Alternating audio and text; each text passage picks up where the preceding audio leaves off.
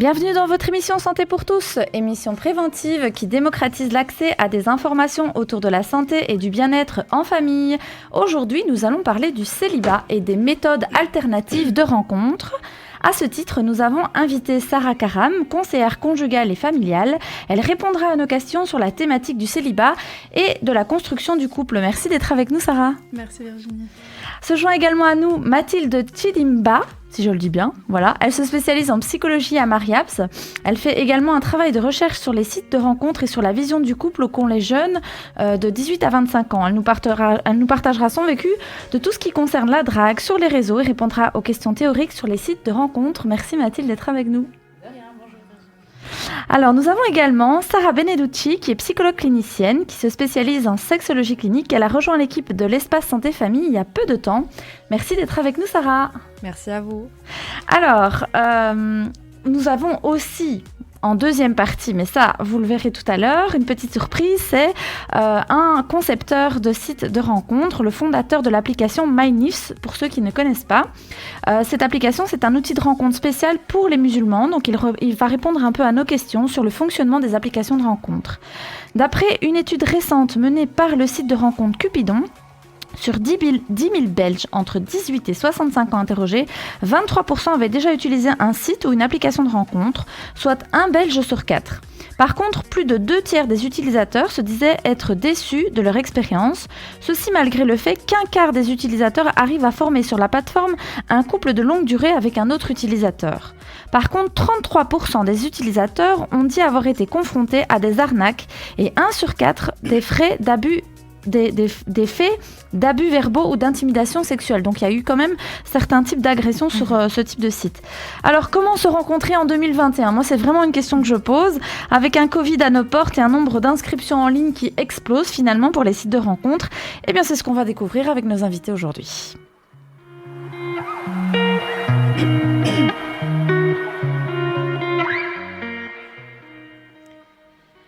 Madame Karam, le célibat est un réel souci actuellement. Est-ce qu'on en souffre du célibat ? Il y a très certainement aujourd'hui plus de célibataires qu'il y en avait autrefois et ça peut s'expliquer par différents mouvements de pensée qui prennent place avec la modernité. Il y a aussi le fait que les gens osent se poser la question sur la pertinence de se mettre en couple. Ils se disent, est-ce que j'ai finalement absolument besoin d'être en couple ? Et ils osent parfois y répondre en choisissant le célibat. Et puis alors que certains vont prôner le célibat comme une forme de liberté, d'autres vont le considérer comme un véritable fléau. Il y a aussi, et de manière assez paradoxale, plus de difficultés qu'autrefois à trouver le conjoint qui convienne, d'autant plus en période Covid, même si les lieux de rencontre ne manquent pas, comme le travail, les activités culturelles, etc., sont plus accessibles qu'autrefois. Il n'en est pas moins que la famille est un facteur de poids en ce qui concerne l'union des couples. Et c'est une place que va perdre de plus en plus la famille dans le rôle d'intermédiaire pour réunir les couples. Et c'est une place d'ailleurs que les réseaux sociaux et les sites de rencontres vont prendre, et c'est d'ailleurs l'objet de cette émission aujourd'hui. Et puis il y a toutes les raisons individuelles et de l'ordre du psychisme qui sont à mon sens aussi en grande partie responsables du célibat. En tout cas, pour répondre à votre question, on va parler de soucis à partir du moment où ça pose problème pour la personne. Donc il y a certaines personnes qui, comme vous l'avez compris, font le choix du célibat comme style de vie et à qui le célibat convient parfaitement, même s'il peut y avoir quand même des manques, mais ça leur convient quand même comme ça. Et puis d'autres qui vont subir le célibat. Et pour ce deuxième type de personnes, ça peut être vécu très difficilement pour différentes raisons psychologiques qu'on évoquera certainement tout à l'heure, mais aussi parce que les célibataires peuvent ne pas se sentir compris, peuvent se sentir jugés, oppressés, voire même humiliés, et ça par des petites phrases répétitives du style « t'es toujours pas marié, qu'est-ce que t'attends ? Si ça n'a pas marché la première fois, laisse tomber ». Enfin voilà, les célibataires peuvent assez souvent être sujets à la stigmatisation. En tout cas, le célibat, il peut être tout à fait un choix de vie, mais aussi il peut générer de grandes souffrances, et c'est là que ça va devenir un souci. Oui, c'est vrai. Et du coup, qu'est-ce que c'est que le célibat ? Parce que c'est vrai que finalement, là, vous nous dites, voilà, certains, c'est un choix, pour d'autres pas. Oui. Mais concrètement, à partir de quand on peut dire qu'on est vraiment célibataire ? Je ne sais pas, Madame Beneducci, est-ce que vous pourriez nous dire peut-être qu'est-ce que le célibat et quelle est la vision la plus populaire que les gens en ont en comparaison avec celle du couple, par exemple ? Alors, il faut savoir qu'il y a encore relativement peu de temps, il y avait encore des rapports de pouvoir strictement inégalitaires entre les hommes et les femmes. En effet, jusqu'aux années 50, le mariage était le modèle social le plus répandu. et les rôles au sein du couple étaient clairement attribués. Donc l'homme gagne-pain, la femme au foyer, et la sphère publique et l'espace social étaient réservés aux hommes, et le foyer domestique aux femmes comme lieu symbolique du règne féminin. Donc alors qu'à l'extérieur, les idées de la Révolution française se répandaient et tous les hommes commençaient à avoir le droit de vote, souvent ces idées de liberté s'arrêtaient devant la porte de l'espace privé, car à la maison, les questions d'égalité ne touchaient pas encore à ceux qui relevaient du domestique. Par exemple, en Belgique, encore en 1950, on parlait d'autorité maritale. Et alors que l'amour et l'affection n'étaient pas les bases essentielles d'une relation dans ces années-là, c'est surtout depuis 1960, avec l'avancée des mouvements féministes, qu'on a pu observer plusieurs indicateurs de changement dans le couple. Donc une forte augmentation des divorces, qui étaient jusque-là très marginaux, une baisse de taux de remariage, un développement de la cohabitation et du vivre ensemble sans être marié, et un développement de la procréation hors mariage. Donc avec la modernité, le couple s'est désinstitutionnalisé considérablement et est devenu une affaire de choix individuel, personnel. C'est ce que par ailleurs Irène Théry, sociologue, dénomme démariage pour indiquer le fait que la société, au sein de la société, le mariage n'est plus la seule manière d'organiser nos relations intimes, mais qu'elle implique aussi d'autres modes d'organisation des relations comme la cohabitation légale, de fait, les familles monoparentales, les familles recomposées, et aussi d'autres formes, d'autres nouvelles modalités au sein du couple, comme le polyamour, mais ça c'est tout un autre débat. Donc progressivement, la qualité de la relation a pris une place beaucoup plus importante pour garantir la continuité du couple. Et en effet, selon le sociologue François de Singly, aujourd'hui, l'un des aspects qui caractérise nos relations amoureuses, c'est qu'entre adultes, nous nous donnons la responsabilité de révéler la personnalité de l'autre. Et si si nous ne le faisons pas, l'autre va avoir tendance à l'attendre de notre part. D'ailleurs, si on prend des études faites sur des ruptures amoureuses et conjugales, la question des identités est très présente aujourd'hui. Les personnes se sentent perdues et ne savent plus qui elles sont. Donc aujourd'hui, les amoureux valident leur singularité dans le couple et leurs valeurs respectives. Et c'est donc comme ça que nos sentiments d'insécurité sont apaisés via l'autre et nous nous sentons valorisés, contrairement au 19e siècle où ce n'était pas du tout le cas. La notion de validation n'était pas du tout présente. Donc former un couple peut être un risque aujourd'hui, dans le sens que si notre sentiment de valeur personnelle et procuré via l'autre, c'est un sentiment qui est incertain et fragile et donc pousse certaines personnes à choisir l'option du célibat. De plus qu'aujourd'hui, l'amour au sein du couple implique une sorte de mise à nu du moi. C'est quelque chose qui caractérise vraiment les couples dans la société moderne. Et une rupture peut donc être une menace pour la perception qu'un sujet a de sa valeur. Et donc même si la souffrance amoureuse a toujours existé, son expérience aujourd'hui est différente car le moi est différemment impliqué, flatté ou évalué dans et par la relation. Et la fusion amoureuse peut être perçue donc comme une menace pour notre moi.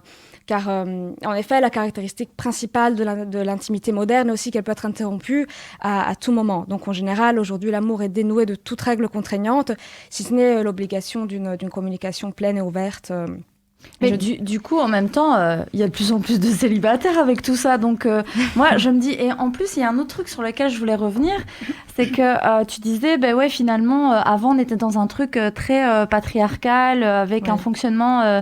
mais je ne sais pas si tu sais, mais aujourd'hui, légalement, la définition du célibat, c'est le célibataire qui n'a jamais été marié, qui n'a jamais été en cohabitation, enfin voilà, c'est aujourd'hui, si tu es divorcé ou veuf, on va pas te considérer comme un célibataire.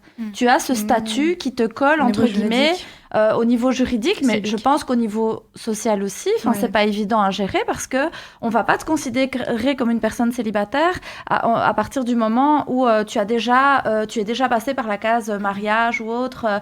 Et donc ça aussi, ça pose question. Tiens, finalement, pourquoi sur le papier, il est mis que tu es divorcé, séparé, veuf, etc. Mais on peut pas simplement dire que tu es célibataire et que tu n'es pas en couple. Donc voilà. Donc moi, je pense qu'il y a encore plein de choses à faire évoluer parce que ça impacte aussi la conception moderne du célibat. Et par rapport à tout ce que tu dis, c'est clair qu'il y a tout un historique par rapport à ces questions du célibat, mais aujourd'hui, c'est vraiment une problématique. Enfin, au point où nous, à l'Espace Santé Famille qui travaille dans la santé mentale, on a décidé de créer un pôle pour aider les personnes qui sont seules et célibataires à se rencontrer. Alors, pour en arriver à créer des choses comme ça, c'est que quelque part, les gens en ont vraiment besoin et on n'arrive plus à se rencontrer en fait. Il y a une demande. Ouais, je pense aussi qu'on fait face à un paradoxe car nous nous conformons aux idéaux d'autonomie et de liberté tout en voulant être en couple. Mais on peut. Oui. On peut l'être. Oui, tu peux être autonome et en même temps être en couple. C'est parce que les gens voient de plus en plus le couple comme une contrainte. Tout à fait. Exactement. Comme quelque chose de fermé, de dire si je me mets en couple, je pourrais pas faire ça, je pourrais peut-être pas voyager, je pourrais pas m'épanouir personnellement. Mais c'est faux. C'est directement un frein pour les célibataires. Clairement. Parce qu'il y a énormément de poids qu'ils vont mettre autour de l'union en couple. Et l'idée, c'est qu'on puisse justement alléger un petit peu toutes les représentations autour du couple. Et pas se dire que finalement, voilà, c'est... Mais quand t'entends, tu sais, les petites phrases qu'on a souvent, c'est la corde au cou. Tu sais, il lui a mis la corde au cou. Donc, en fait, en gros, t'as une corde comme un petit animal. Si tu te maries, c'est que voilà, t'es bloqué. Enfin, tu seras plus rien faire. Mais non, c'est pas ça. L'idée de se mettre en couple, c'est de pouvoir exister aussi en tant qu'être chacun et de pouvoir partager après. Ensemble. Mais ensemble, oui, tout à fait. Mais moi, je trouve au niveau sociétal aussi, ce qu'il y a, c'est qu'on est dans des sociétés, en tout cas avec de cultures individualistes, c'est que on pousse vraiment chacun à se centrer sur ses besoins, à se centrer sur son évolution personnelle et sur sa réalisation personnelle, au point où on n'arrive même plus à se rencontrer, parce qu'en fait, quand on se met en couple avec quelqu'un, ah non, mais d'abord, mes besoins à moi doivent être satisfaits pour que je puisse être en couple avec toi. Mais non, en fait, c'est... Au contraire, même moi je le dis souvent en consultation, le couple est thérapeutique en soi aussi. Hein. Il y a des personnes qui peuvent avoir des failles et qui, en couple, parce que va lui apporter l'autre, ça va répondre à ces failles-là et elles seront... elles seront comblées d'une autre manière. Donc le fait d'être en couple va aider justement à l'évolution aussi de soi. On dit aussi derrière tout grand homme, il y a une grande femme. Ah, on le dit aussi. Et parfois, derrière toute grande femme, il y a un grand homme. Certainement. Je pense que la fusion psychique fait très peur, la fusion à certaines personnes. Justement, parce que, comme je disais tout à l'heure, on exige un peu au sein d'un couple de se mettre à nu et de montrer toutes nos faiblesses. Et donc, du moment où il peut y avoir rupture, ce moi est fragilisé. Ouais. Il y a la peur d'être blessé parfois aussi. Alors, Mathilde, pourriez-vous nous parler des sites de rencontres les plus utilisés et alors comment ça fonctionne finalement? Oui. Alors, moi, j'ai été chercher un peu sur Apple Store et sur Play Store pour voir un peu quelles étaient les applications les plus téléchargées. Et en fait, on a 3 applications qui sortent un peu du lot. Il y a Tinder, Badoo et Happn. La première, la plus téléchargée, c'est Tinder. C'est celle qui est la plus populaire chez les jeunes. Et en fait, ça fonctionne comment? On s'inscrit, on donne son nom, son âge, sa préférence sexuelle et on poste quelques photos qu'on aime bien de soi pour parfaire le profil. Et une fois que le profil est complété, en fait, on nous montre plein d'autres profils d'autres célibataires. Et en fonction de si leur photo de profil et leur profil nous plaît ou non, on peut liker le profil. Et si l'autre personne vous a aussi liké, il y a match. Et une fois qu'il y a match, en fait, on peut commencer à discuter et apprendre à connaître l'autre. Et donc, cette application-là, Tinder, est vraiment très basée sur la géolocalisation et sur les amis en commun. Et donc, du coup, on rencontrera plus facilement les célibataires de notre quartier, quoi. Et la deuxième, c'est Badoo. Badoo, c'est comme Tinder aussi. On s'inscrit, on fait notre profil, on met nos photos, on like des profils qui nous intéressent. Ils nous like aussi. Il y a aussi Match. Mais la différence, c'est qu'eux, ils sont beaucoup plus centrés sur les centres d'intérêt.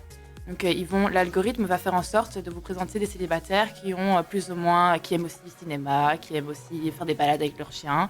Et ce qui est aussi intéressant avec Badoo, c'est que la tranche d'âge des gens qui utilisent Badoo est beaucoup plus grande que Tinder. Donc, les gens de plus de 30 ans auront quand même plus de chances de trouver des gens de leur âge sur Badoo que sur Tinder.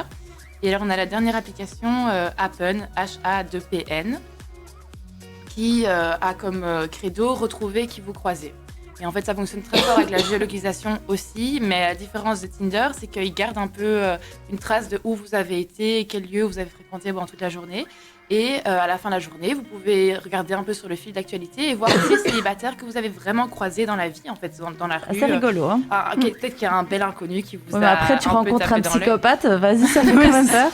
Ouais. On va discuter de toutes ces applications et de leur utilisation. Mathilde et moi, on les a utilisées pendant une semaine, là, et voilà, c'était assez folklorique, mais on a quand même découvert des choses assez sympas, et puis on a fait un peu les plus et les moins de ces applications-là.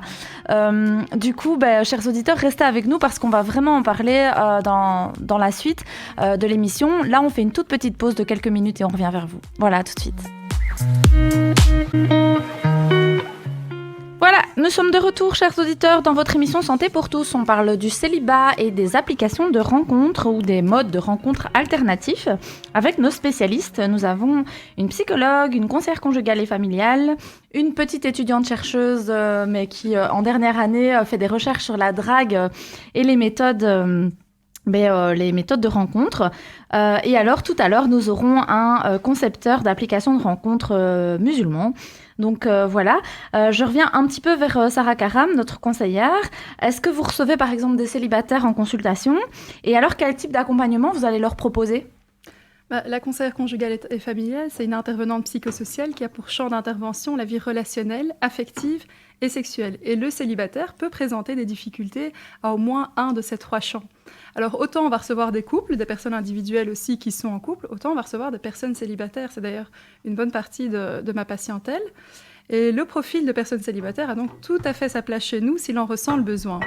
Au niveau de l'accompagnement, on va en priorité s'intéresser à ce qui va créer la souffrance.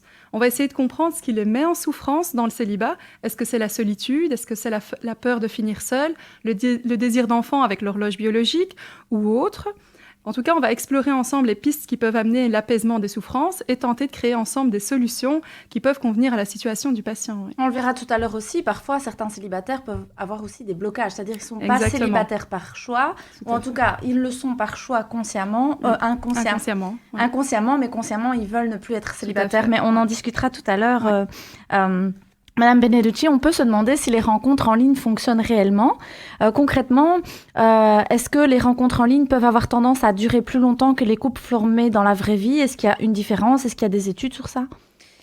Alors, je pense que quant à la durée des relations aujourd'hui, elle a commencé à décliner bien avant l'apparition des applications de rencontres comme Match.com en 1995, que si je ne me trompe pas, c'est l'une des premières applications qui a été créée. Je ne connais pas. Je pense que c'est l'une des premières, si mes recherches. Moi, je connaissais, c'était pas... C'est mythique, je pense. Non, plus ça, encore avant. Moi, j'avais c'est pas Messenger ou... Non, c'était pas Messenger. MSN. Ouais, moi, je suis la génération MSN. Vous connaissez pas, vous. Il y a une différence entre les applications de rencontres et les réseaux sociaux. MSN, c'est un truc de chat, c'est au tout début, avec le truc Internet, on avait MSN et donc on chattait. Ça n'existe plus, d'ailleurs. C'est comme Messenger, je crois pas. Maintenant. Oui, c'est Messenger de maintenant. Non, je crois pas que ça existe encore, ouais. J'en sais rien. Bon. Mais en tout cas, c'était... moi, j'ai utilisé ça quand j'avais 20 ans, quoi. Donc, voilà. Il y a quand même un petit temps, quoi. En tout cas, selon l'historienne Elisabeth Abbott, c'est plutôt à la fin du 19e siècle que notre conception de l'engagement a commencé à changer lorsqu'il est devenu acceptable de mettre fin à une relation ou à un mariage quand on le souhaite. Et elle affirme que, je cite, « Aujourd'hui, que nous rencontrions quelqu'un par un heureux hasard ou grâce à l'algorithme de site de rencontre, nous nous engageons en sachant que l'infidélité ou la séparation sont des éventualités. Et ça n'a rien à voir avec la manière dont nous avons rencontré notre partenaire. » En outre, une équipe de chercheurs américains de Chicago, Santa Monica et Harvard ont publié une étude basée sur un échantillon de presque 20 000 personnes qui se sont mariées entre 2005 et 2012, dont les résultats montrent que plus d'un tiers des mariages aux États-Unis sont désormais issus de rencontres réalisées en ligne et que celles-ci paraissent plus solides que les mariages issus de rencontres faites dans la vie réelle.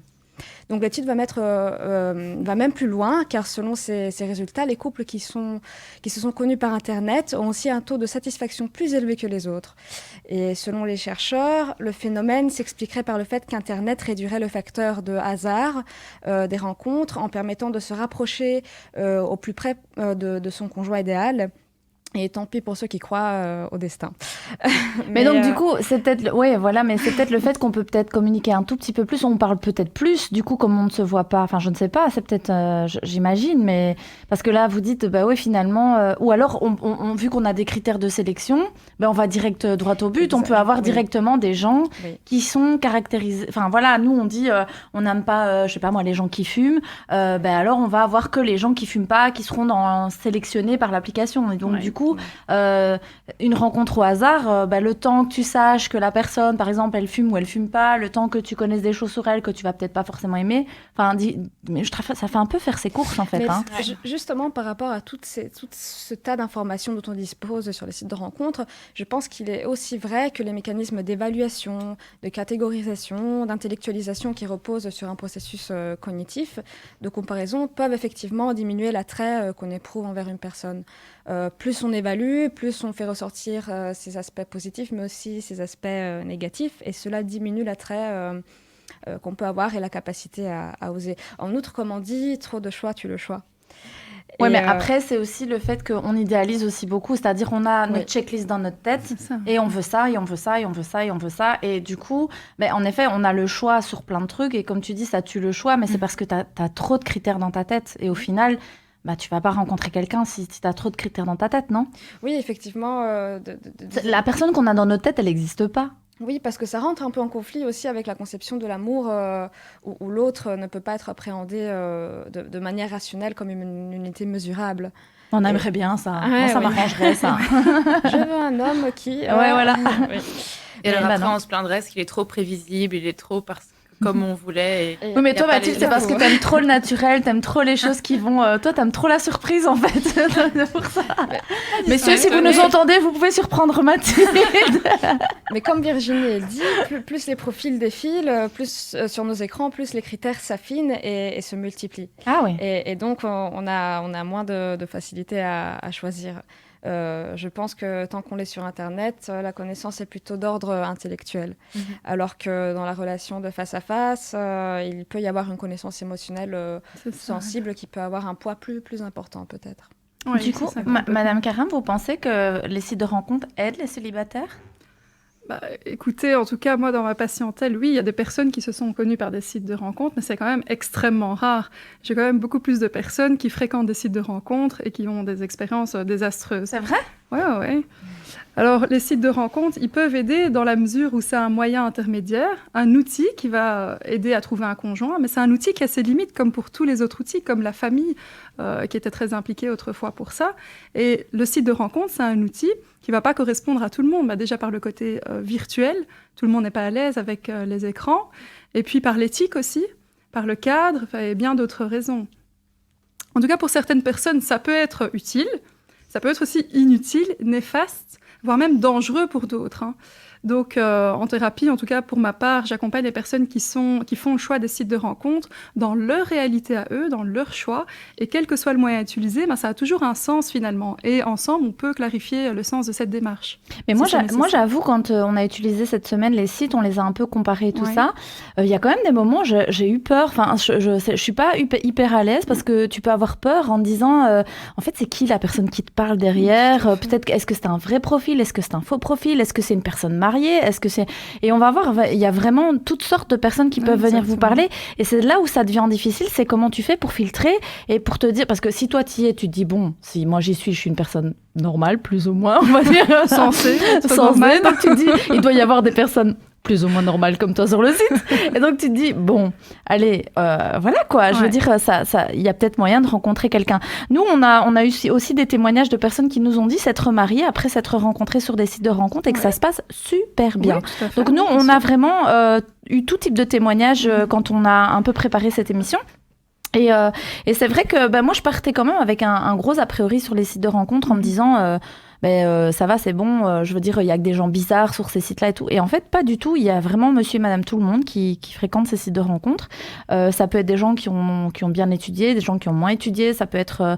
Maintenant, la difficulté, c'est que on avait remarqué avec Mathilde aussi, c'est qu'il y avait certains sites, il y avait tout le temps la même tranche d'âge. Je sais plus si on avait remarqué ça avec Appen, je crois. Oui. Ou tu me disais, tiens, c'est des gens un peu plus âgés quand même qui utilisent cette application-là. Ouais.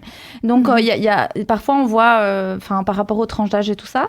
Mais ça peut être insécurisant pour certaines personnes. Parce qu'on ne sait pas, on est dans l'inconnu. Parce que finalement, Sarah, elle disait, oui, finalement, oui, on a besoin d'avoir une petite garantie en amour, on ne sait pas ce qui va se passer. Mais les sites de rencontres, je trouve pas ça hyper sécurisant non plus. Enfin, ça fait quand même peur pour quelqu'un qui a besoin de se sentir en sécurité. On ne sait pas qui est derrière. Je pense que c'est aussi un peu générationnel. Je pense que notre génération est aussi beaucoup plus habituée à rencontrer des gens qu'on ne connaît pas sur les réseaux sociaux.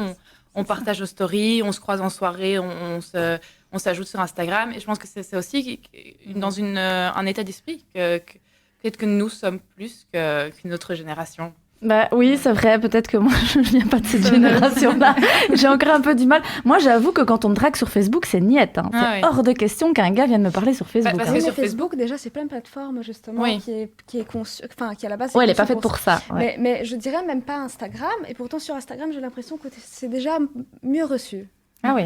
Peut-être parce que sur Facebook, on partage de moins en moins des photos... personnelles et tout ça, J'ai l'impression que c'est vraiment en fonction du contenu, en fait. Mm-hmm. Et qu'en fonction du contenu, on invite ou pas les gens à se mettre en contact. Tout va bien.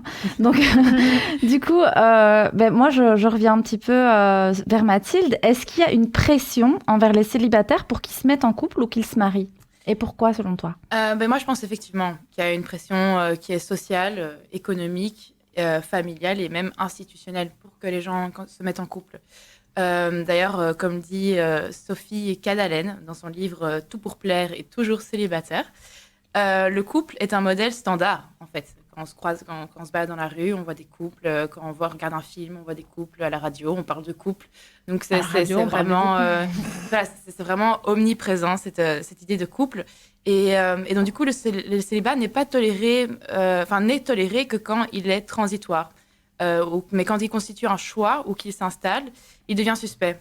On en va jusqu'à suspecter un problème chez l'autre. On se dit, mais pourquoi est-ce qu'il est célibataire ? Pourtant, il est joli. Peut-être qu'il y a quelque chose dans son caractère qui fait qu'il n'est pas très attirant. C'est que ça va pas, les célibataires, ils ont beau avoir un travail qui les passionne, une vie sociale épanouissante, un rythme de vie qui les rend heureux, il manquera toujours, aux yeux de la société, un petit quelque chose qui sera jugé essentiel. Un conjoint avec qui ils partagent leur quotidien, en fait. Et une théorie que propose l'auteur, d'ailleurs dont je parlais, c'est ce besoin de se rassurer sur les choix que la société a et que les personnes mariées ont fait comme choix de se marier. Si tout le monde fait comme moi, c'est que je suis sur la bonne voie, en fait. Et que si quelqu'un choisit de ne pas faire comme moi, c'est qu'en fait, finalement, peut-être que mon choix n'était pas le plus optimal. Et donc, du coup, c'est ça, à mon avis, qu'il y a une pression de « Allez, non, mais fais comme tout le monde, c'est comme ça qu'il faut faire. Si tout le monde est célibataire, il n'y aura plus d'enfants. » Oui, c'est vrai, c'est des trucs qu'on L'homme, entend. nous, on est une espèce qui est faite pour vivre en couple. Et le fait d'être différent, ça dérange, on dirait. Tu te souviens, quand on discutait, on voulait la traduction de MyNifs, tu vois, c'est l'application. Il y avait un de nos interprètes qui était là. Moi, c'était un interprète arabe. Il nous a dit, ça veut dire ma moitié. Ouais. Et en fait, il dit que on verra si c'est vrai, si le concepteur de l'application l'a fait pour ça. Mais il nous a expliqué que, en fait, que dans la religion, on te dit que tu n'as accompli l'entièreté de ta religion que quand tu as fait le mariage. C'est-à-dire que, en fait, tant que tu n'es pas marié, tu n'as pas accompli l'entièreté de ta religion, donc tu n'es qu'à la moitié. Le mariage, c'est l'autre moitié de ta foi, entre guillemets. Mais du coup, ça fout un coup de pression de dingue, quoi. Complètement. C'est la même chose que ceux qui pensent que l'amour, c'est trouver l'âme sœur, la bonne personne. C'est extrêmement réducteur parce que finalement, ça en revient à se dire que sur les milliards de personnes sur Terre, il n'y en a qu'une seule. Donc en fait, on limite complètement ses choix de trouver la bonne personne, alors que pas du tout. L'amour peut se vivre avec plusieurs personnes, et dans une vie, on le voit bien, les gens qui ont l'expérience d'avoir divorcé, juste après le divorce, c'était plus jamais je me marierai, c'était lui que j'aimais ou c'était elle que j'aimais, et puis finalement, quelques années après, ils se retrouvent mariés quand même. Donc c'est bien la preuve que non, on n'a pas à rechercher une personne pour nous combler, et pour... plus que combler, en fait, c'est partager cette moitié qui nous manque. Donc, c'est comme si on serait manquant toute notre vie. On a que la moitié de ce qu'on devrait être. Donc, on peut aimer à nouveau, quoi. Donc, c'est pas parce qu'on est célibataire ou qu'on a été déçu en amour qu'on peut pas aimer à nouveau. Ouais. Et donc, ça, c'est clair. Mais parfois, c'est vrai qu'il y a des personnes qui sont très, très blessées Ouais. qui ont peur d'être à nouveau blessés et qui sont en mode défensif, bien armés. Tout à fait. Et donc, dès qu'on les approche, bah. Ça peut se comprendre. Donc, bien du sûr. coup, c'est un peu compliqué. Et je me dis peut-être que les applis, ça permet un peu de prendre le temps et d'y aller doucement, quoi. Ouais. Enfin, pour certains. Mais on va tout doucement aller à la pause après. On va parler avec Madame Beneducci. Ben tiens, finalement, qu'est-ce qui fait qu'on va préférer, que pour certains, on va préférer le faire en ligne plutôt que dans la vraie vie. On va continuer sur ça. Donc, chers auditeurs, restez avec nous. On parle du célibat et des applications de rencontres. On vous dit à tout de suite sur Arabelle FM.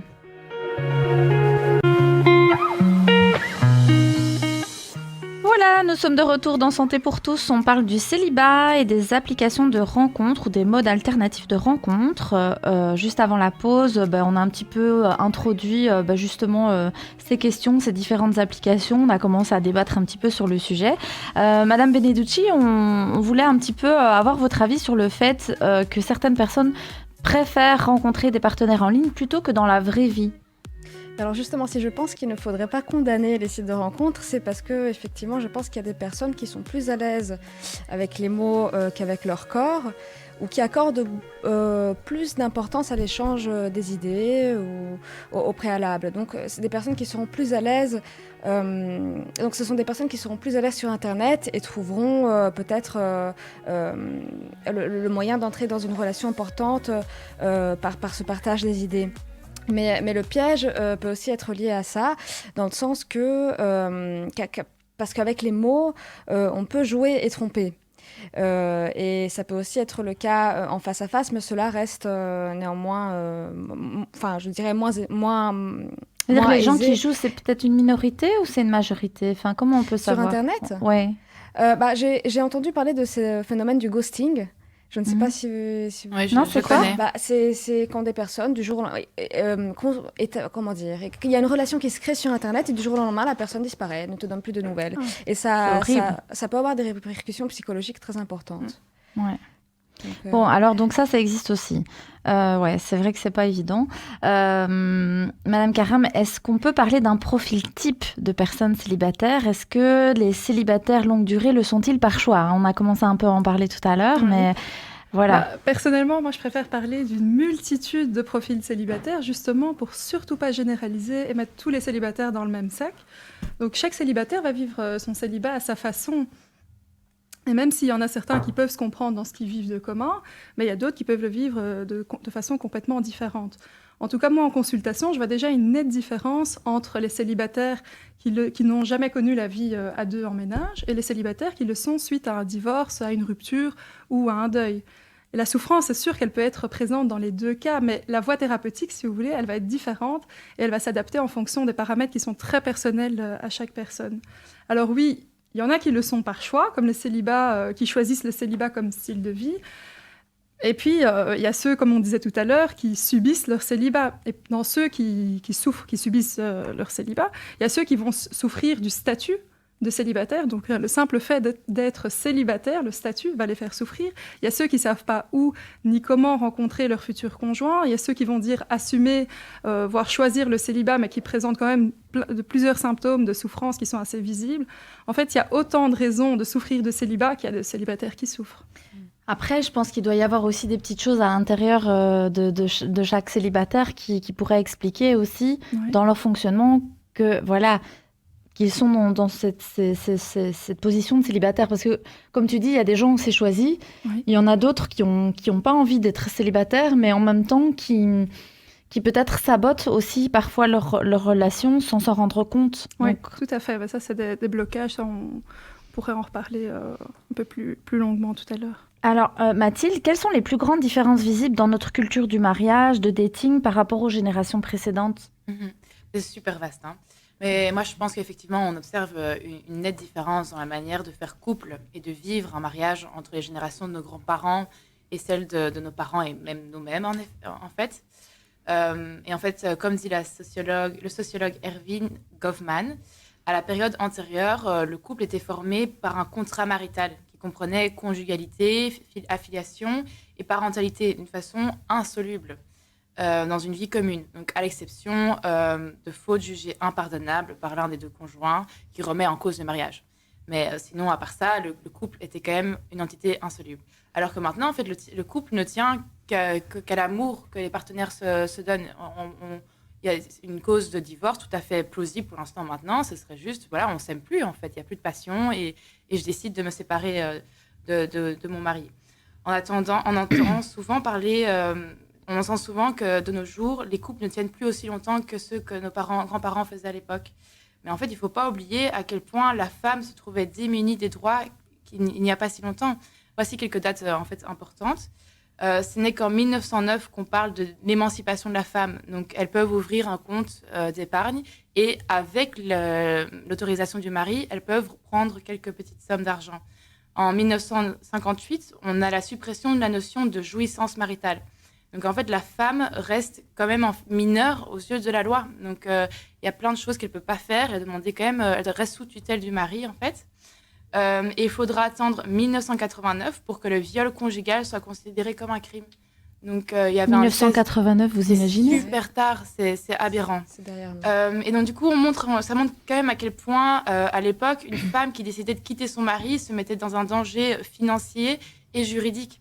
Alors que de nos jours, la femme est une personne jouissant des mêmes droits et des mêmes autonomies qu'un homme. Oui, mais quand on entend ça reste en théorie. En fait, oui, bon, il y a encore des choses à évoluer, mais quand on entend ça, alors les gens vont dire, en fait, donc, depuis qu'on a donné des droits à la femme, tout le monde divorce et le couple ne tient plus. Voilà, parce que en fait, la femme était obligée de rester avant et que maintenant, j'espère bien que les gens se disent que c'est tout à fait normal qu'une femme... non, mais moi j'ai envie de dire autre chose. Il suffit simplement que le mari apprenne à bien s'occuper de son épouse. Tout simplement. Parce que c'est pas parce que maintenant la femme, elle peut partir si elle est maltraitée qu'il faut que ça en arrive au divorce. C'est-à-dire qu'il suffit simplement d'arrêter de maltraiter. Voilà, d'arrêter de maltraiter, tout simplement, et d'avoir une bonne attitude vis-à-vis du conjoint. Parce que c'est vrai que quand on entend ce que tu dis, je me dis, il y a des gens qui vont se dire en nous écoutant, ah mais oui, donc en fait la femme, depuis le droit des femmes, depuis le féminisme, depuis que la femme elle a eu des droits, en fait les gens divorcent et on se retrouve tout seul. Voilà, la femme, dès que tu lui casses la tête, paf, elle te claque la porte au nez et hop, elle s'en va. Mais ça, c'est pas vrai. Enfin, je veux dire, dans la majorité des cas, on essaye de préserver le couple. Mais ce qu'il y a, c'est qu'il faut rééduquer aussi la jante masculine pour qu'eux apprennent aussi à bien se comporter vis-à-vis... parce qu'il y a aussi l'héritage. Hein. On a un héritage. Qu'est-ce qu'on a vu de nos parents? Si on a vu une maman qui a patienté avec des coups ou une maman qui a patienté avec de l'infidélité ou des choses comme ça, forcément, on va parfois reproduire certaines choses où on peut être maltraitant même sur un autre niveau et se dire, oui, c'est normal. Hein. Moi, j'ai vu ça dans le couple de mes parents. Et donc, voilà, maintenant, t'as qu'à assumer. Sauf que maintenant, on est en 2021 et il n'y a plus aucune femme qui va accepter de se faire frapper ou de se faire humilier ou insulter ou qu'on lui prenne son argent ou des choses comme ça. Enfin, voilà, parce que c'est vrai que moi, j'ai beaucoup de personnes âgées parfois qui me disent « Oh, les jeunes, maintenant, ils patientent plus, ils divorcent pour un rien, etc. » Et alors, on vient culpabiliser un peu comme ça les gens qui divorcent. Et donc, du coup, c'est pas toujours...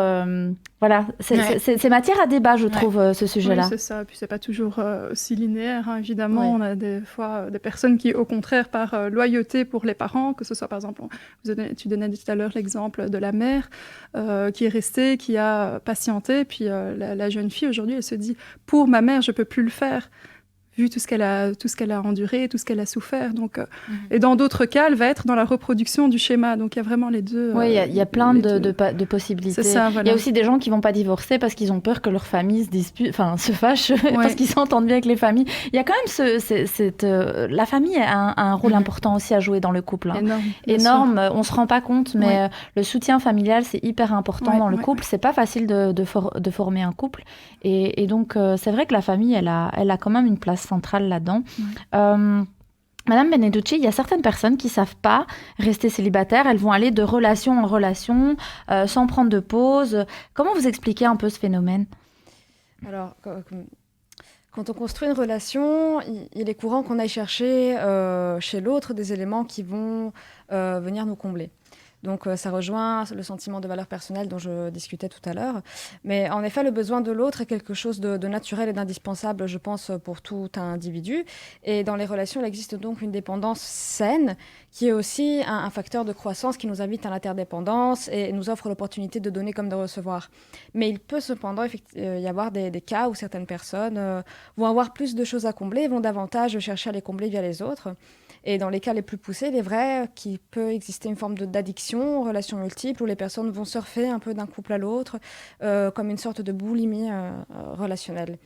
C'est généralement le sentiment de se sentir en sécurité, de ne pas se sentir abandonné qui les pousse à chercher un autre partenaire. Et il est aussi important de considérer le fait que si une personne décide de rester avec quelqu'un... Enfin, ce que je veux dire, c'est qu'il y a des personnes qui vont rester avec un partenaire, même si elles ne l'aiment plus, en attendant d'en trouver un autre.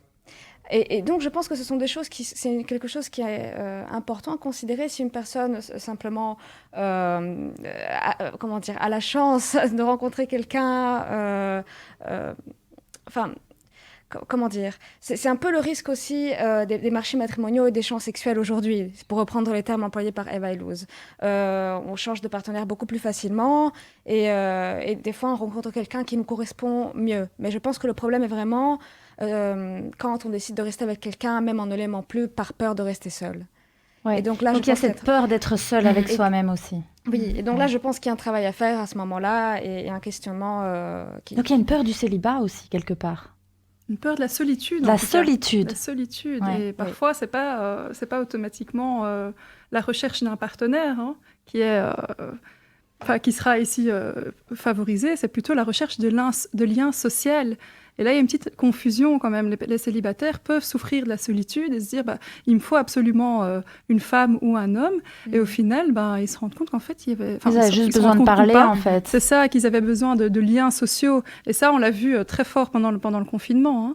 Des personnes qui ont été isolées. On a eu plein de gens qui se sont inscrits pendant le confinement sur les sites de rencontres. Pour rencontres aussi, on a eu plein de gens chez nous à l'Espace Santé Famille qui se sont inscrits pendant le confinement. Et c'est vrai qu'on s'est dit waouh, quoi, comment ça se fait? Et c'est ça, c'est le besoin de discuter avec quelqu'un, le besoin de rencontrer quelqu'un, et pas forcément le besoin d'être en couple. Tout à fait, c'est ça. Ouais. Oui, parce qu'avec le confinement, j'imagine que ça n'était pas toujours possible de pouvoir se rencontrer. Et c'est intéressant parce qu'ils se sont inscrits peut-être dans l'optique justement de maintenir un lien, de garder un lien, de construire un lien. Oui, c'est ça. Même virtuellement.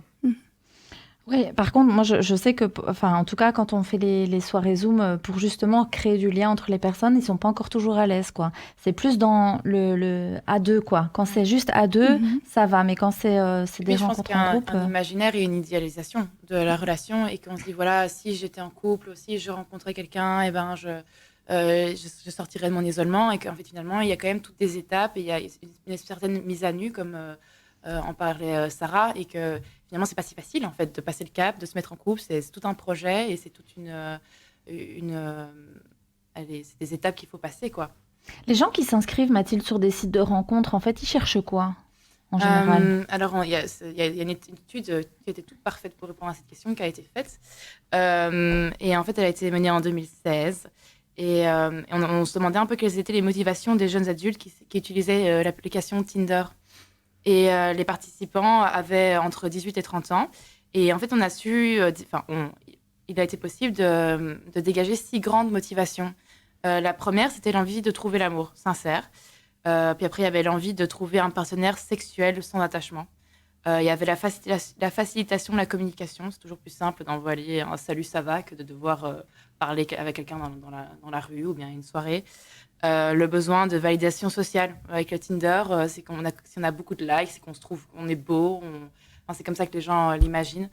Il y a l'excitation provoquée par la séduction aussi. C'est juste se dire, voilà, je vais pouvoir parler un peu avec un célibataire, c'est cool. Les discussions sont souvent assez faciles et assez... on parle de sujets assez légers. Donc c'est ça qui est simple, qui est bien aussi. Et finalement, il y a la popularité de l'application. Tinder est hyper populaire et donc du coup, même pour trouver des amis, parce que son ami est sur Tinder, alors du coup, les autres vont aussi utiliser l'application. On a constaté que les motivations évoluent avec l'âge.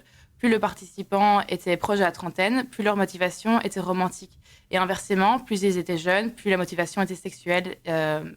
Et les hommes semblent d'ailleurs être plus motivés que les femmes par l'attrait sexuel dans ce genre d'application. Oui, donc du coup, il y a des bonnes femmes, elles doivent se dire, en fait, ils veulent juste m'utiliser. Ouais. Mais il y a aussi des hommes qui cherchent des relations... il y a des deux. Il y a des relations sérieuses, il y a aussi des hommes qui cherchent des relations sérieuses. Il y en a aussi. Mais c'est vrai que sur Tinder, à l'époque, en 2016, c'était quand même très fort axé... Ça a un peu la réputation de ça. En tout cas, moi, quand j'entendais Tinder, je dis « Ah ouais, le truc où ils veulent juste avoir des rapports sexuels, quoi. » Donc, Mais en fait, dans beaucoup de réseaux sociaux, ou en tout cas pas de réseau, mais de sites de rencontres, voilà, on est dans l'imaginaire, hein, donc c'est beaucoup plus facile d'entretenir un fantasme et d'orienter la relation sur un aspect uniquement sexuel, donc beaucoup plus facile que dans la vraie vie d'aller vers ça, donc c'est pour ça aussi. D'ailleurs, Sarah, Karam, pour quelles raisons les gens qui sont célibataires vont alors avoir envie de se mettre en couple ? Il y a 2 grands besoins, si vous voulez. Le premier, c'est celui d'aimer et d'être aimé, donc un besoin d'amour.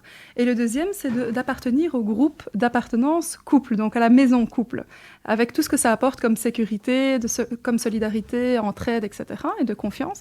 Et pour le célibataire qui a souffert longtemps de son célibat, la difficulté, ça peut être qu'il va surenchérir un axe plutôt qu'un autre. Je vais vous donner un exemple, ce sera peut-être plus parlant.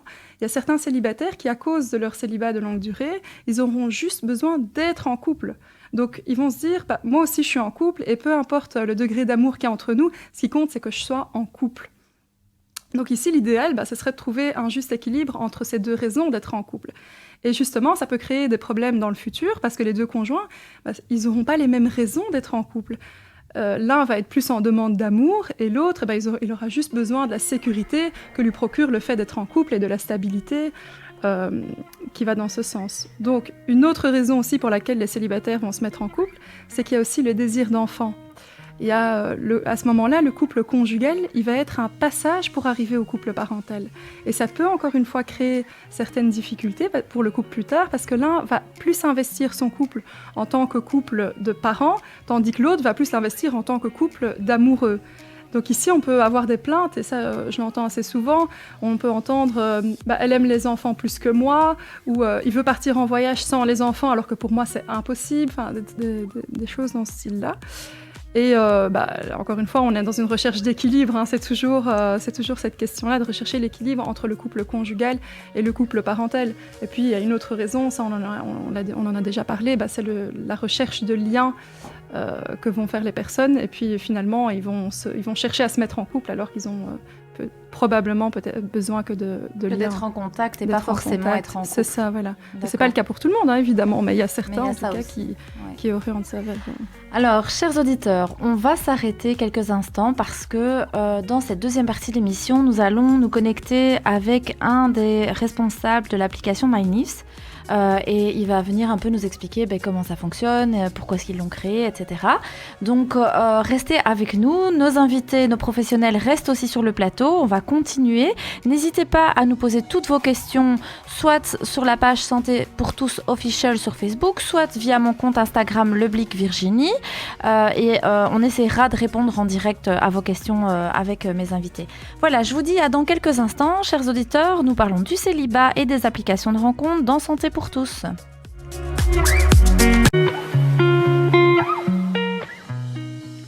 Voilà, nous sommes de retour dans votre émission deuxième partie Santé pour tous. Nous parlons du célibat et des applications de rencontres ou méthodes alternatives de rencontres avec nos spécialistes.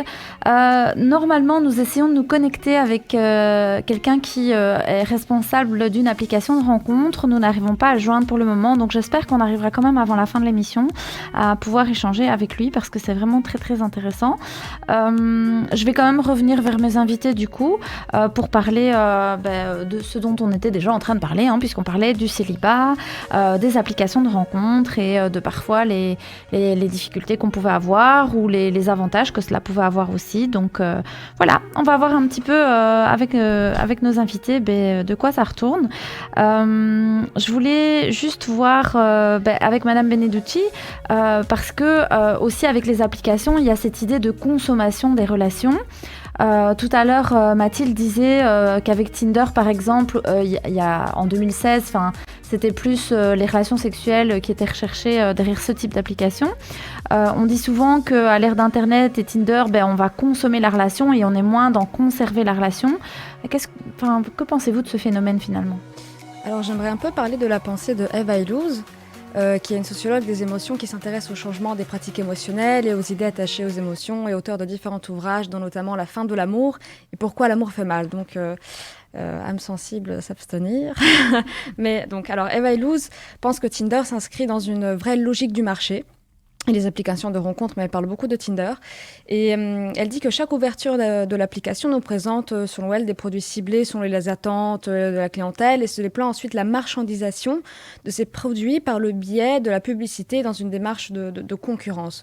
Donc ce sont pour elle des plateformes de marchandisation des émotions qui créent une uniformisation des profils et nous pousse à mettre en avant notre capital érotique.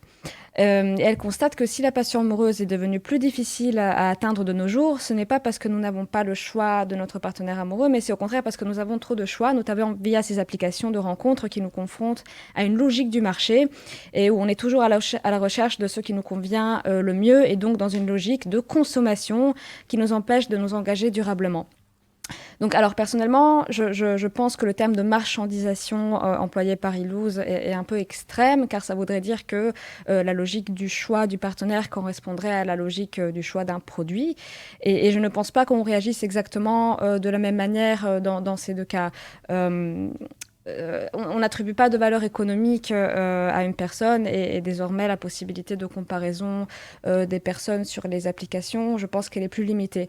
Car si je ne me trompe pas, on ne peut plus swiper en avant et en arrière comme sur un journal sur Tinder maintenant. Je pense qu'une fois on sait faire ça. Où il faut payer un supplément. Ouais, maintenant tu dois payer des suppléments. Ouais, voilà. C'est ça. Ça aussi, on n'en a pas parlé, mais à un moment donné, ils te demandent de payer des suppléments.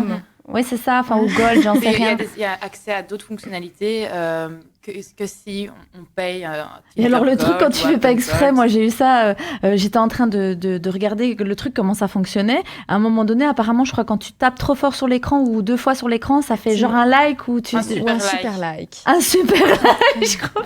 Alors que des fois, tu veux même ne pas matcher du tout, tu veux juste... C'est ça, tu veux juste avec ton doigt dire non, ça m'intéresse pas, et en fait tu te retrouves avec un super like. Ce n'est pas très ergonomique. Hein. Donc, non, moi je trouve que c'est pas si intuitif que ça, et puis ça peut créer des malentendus, hein. Je veux dire, allez, on les a quand même testés, ces applications, et là, par rapport aux émotions, moi la seule chose où je rejoins un petit peu l'auteur que vous avez cité, c'est oui, le fait que on fait un peu ses courses quelque part. Ah non, celui-là non, ah celui-là oui, ah celui-là non, ah celui-là oui, et du coup non, ça va pas. Ça retire toute la spontanéité de la rencontre, en fait. Ça pour l'application, oui, en tout cas pour ce type d'application là.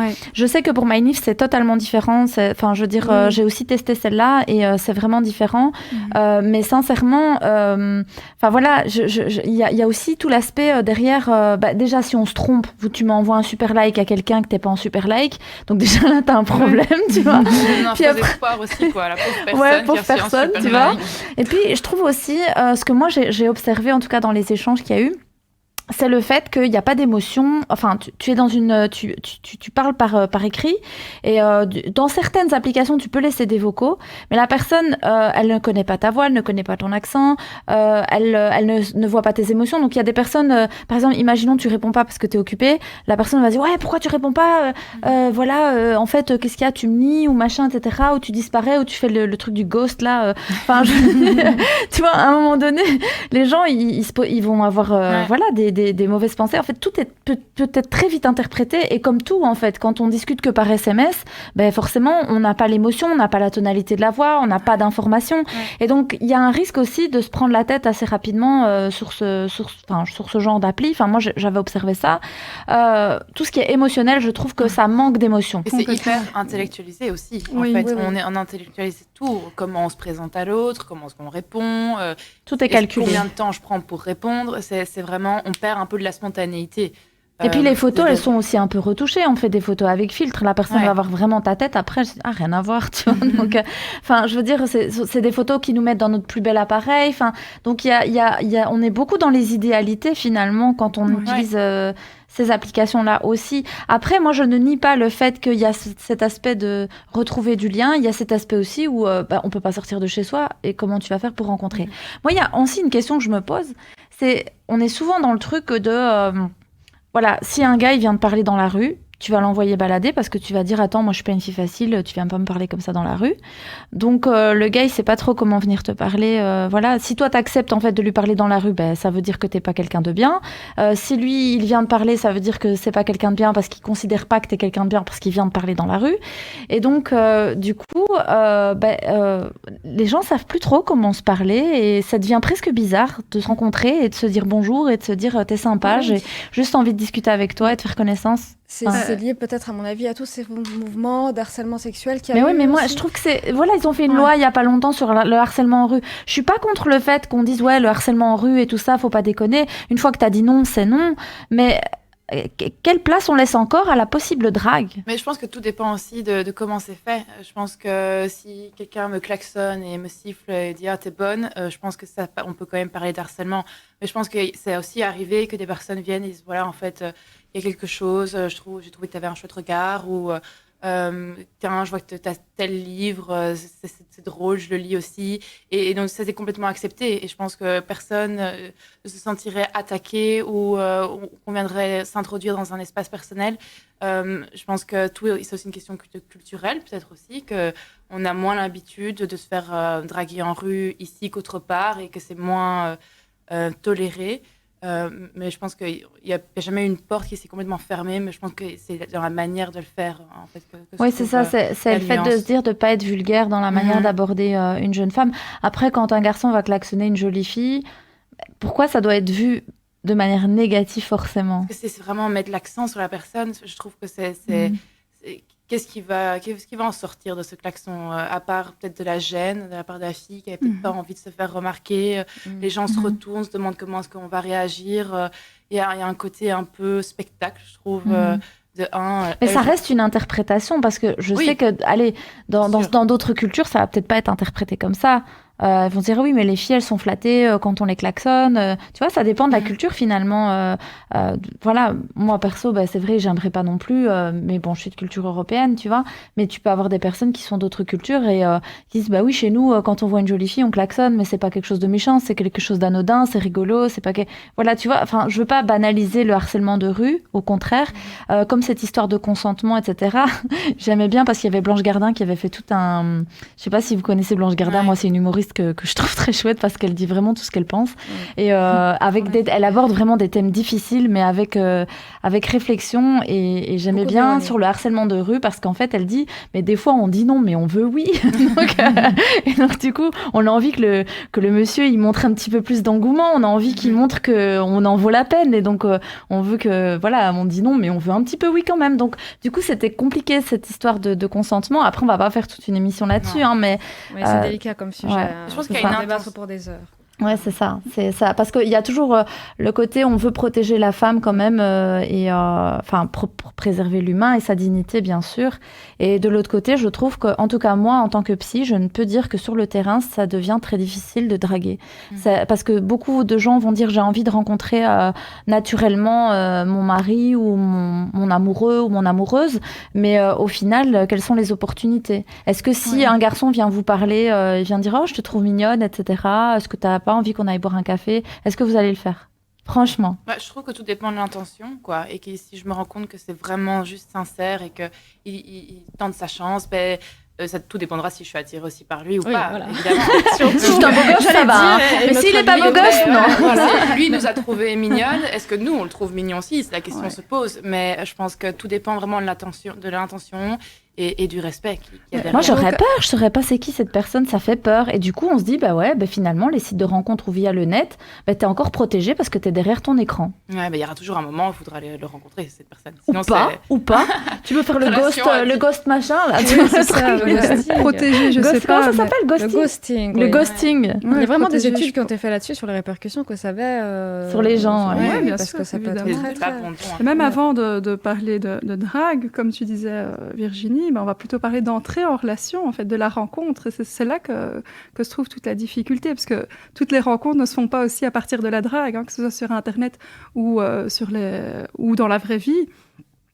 Après, c'est vrai qu'il y a la phase séduction, sur les sites de rencontres, comme je disais tout à l'heure, le risque, c'est que cette phase, elle prenne place, mais en tout premier lieu, avant même, comme tu disais, la drague ou avant même la rencontre, on passe directement à la séduction et à l'aspect même sexuel. Donc protéger, je ne sais pas, parce qu'au niveau psychologique, ça peut avoir des impacts, évidemment, mais en tout cas, physiquement, protéger peut-être pour un temps.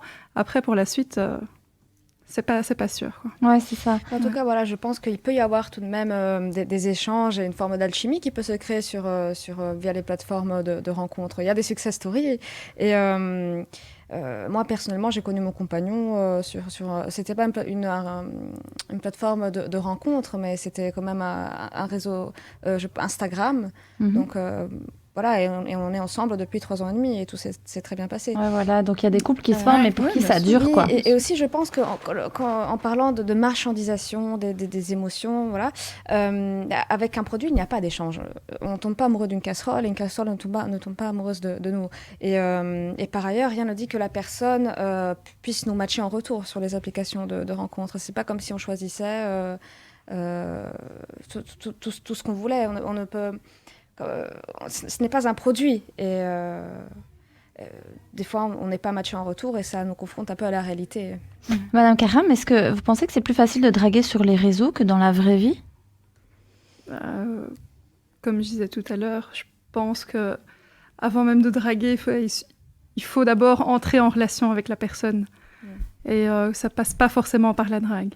Donc, il y a certains qui vont être plus à l'aise, oui, sur le net, comme disait tout à l'heure Mathilde aussi, ça aussi en fonction des générations. J'imagine que les générations, aujourd'hui, les nouvelles générations, ont peut-être plus de facilité à entrer en contact par les réseaux sociaux et pas forcément en draguant, parce qu'ils sont plus habitués à ça, ils sont plus sur les réseaux, dans le côté virtuel, et d'autres personnes, des générations un peu plus élevées, n'est-ce pas, auront plus de mal. Et ça, je l'entends très fort, des personnes qui sont sur des sites de rencontres et qui disent « mais je sais pas qu'est-ce que je fais là finalement, c'est pas mon truc », voilà, et qui se forcent un petit peu, pas besoin justement d'entrer en contact.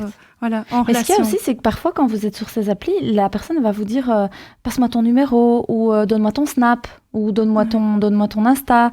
Mais ça fait peur, quoi, parce qu'après, si vous mettez des trucs sur Insta, sur Snap ou autre, ils vont connaître toute votre vie. Et puis après, tu dis, mais il y a même plus ce moment de rencontre où j'ai pas envie de te déclarer toute ma vie, j'ai simplement envie de faire connaissance avec toi, en fait. J'ai simplement envie d'y aller doucement. Donc, et du coup, c'est très intrusif parfois aussi. Là, va se poser la question de la frontière de l'intimité, et cette question-là, elle se pose aussi dans la vraie vie. Donc, oui, c'est que ce soit au niveau des sites de rencontres ou dans la vraie vie. Voilà, donc finalement, il n'y a pas trop de différence entre le site de rencontre et la drague dans la vraie vie, alors. Quand même, on n'est pas dans la même approche. On n'est pas dans la même approche. Sur les sites de rencontres, on est quand même assez fort, excusez-moi, je me permets, mais dans le contrôle. Il y a des personnes qui vont, comme on disait tout à l'heure, qui vont avoir des critères très précis et qui vont finalement se bloquer à trouver quelqu'un. Ça va être des réels freins. Ils vont être comme si c'était... ils vont se comporter comme si c'était un entretien d'embauche, si vous voulez. Ouais, ça c'est vrai, mais ça existe aussi dans la vraie vie. Tout à fait. On les a au pôle rencontre, et nous on les a dans la vraie vie, et ils viennent avec leur checklist de ce qu'ils veulent. Une fille de 30 et pas 31, voilà, une fille qui a pas d'enfant, ou une fille qui a maximum ça. Enfin, voilà, on veut une convertie, on veut le poids, la taille, ceci. Enfin, je veux dire, voilà, c'est à 1 centimètre près, tu y es passé, quoi. Enfin, je veux dire, voilà. Donc ça existe aussi dans la vraie vie, quoi. Et c'est quand même plus accentué sur les sites de rencontres, parce que là, il y a des critères très précis qu'on peut choisir, et on choisit la personne avec des critères hyper précis, donc ça... Après, je pense que le truc qui change, moi, je me dis que c'est vrai que quand tu rencontres une personne, même si elle rencontre pas tous tes critères, tu l'as vue, tu as parlé avec elle, et il y a déjà un petit truc qui s'est passé. Quand tu la vois en vrai, en fait, tu dis, ah, cette fille-là ou ce gars-là, c'est une chouette personne, même s'il fait, je sais pas moi, 1m65 ou j'en sais rien, ou qu'il est plus petit, tu vas dire non mais quand même je l'aime bien, en fait c'est une chouette personne, et donc tu vas pas rester calé sur tes critères. On va devoir faire la pause, chers auditeurs, on va s'arrêter. On espère qu'on arrivera à se connecter avec notre créateur d'application pour pouvoir discuter dans quelques instants justement du fonctionnement de ce type d'application. Voilà, à tout de suite chers auditeurs, nous parlons du célibat et des applications de rencontres ou méthodes alternatives. À tout de suite.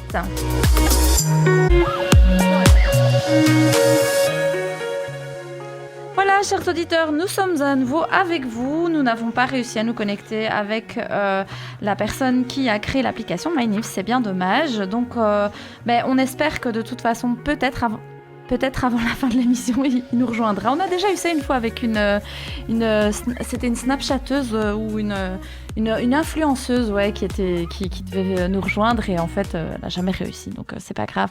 On va continuer avec nos professionnels. C'est toujours très chouette. De toute façon, les échanges sont très riches. N'hésitez pas, je vais me remettre sur Insta, là, comme ça. Je regarde si vous avez des questions. N'hésitez pas à nous poser des questions sur Insta en direct sur ma page, c'est Leblic Virginie. C'est Leblic, L-E-B-L-I-C-Q, Virginie, je précise. Donc voilà, si vous avez des questions sur le célibat et les applications, n'hésitez pas parce qu'on a vraiment fait pas mal de recherches cette semaine par rapport à ça.